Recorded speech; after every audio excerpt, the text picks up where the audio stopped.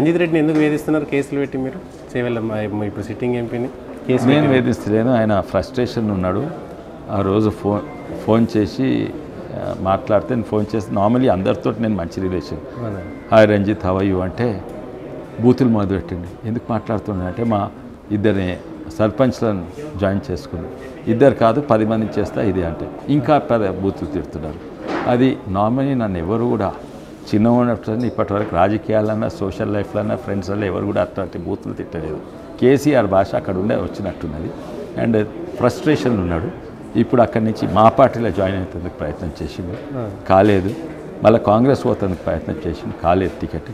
తర్వాత మల్కాజ్గిరి నుంచి ticket try చేస్తుండే, తర్వాత ఇంకెక్కడి నుంచో ట్రై చేస్తుండే, హైదరాబాద్ మెదక్ నుంచో.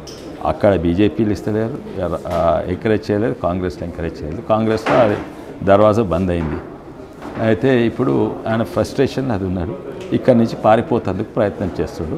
కేటీఆర్ గారు నువ్వు అక్కడనే ఉండాలి, అక్కడనే నిలబడాలని ఒత్తిడి పెడుతున్నారు.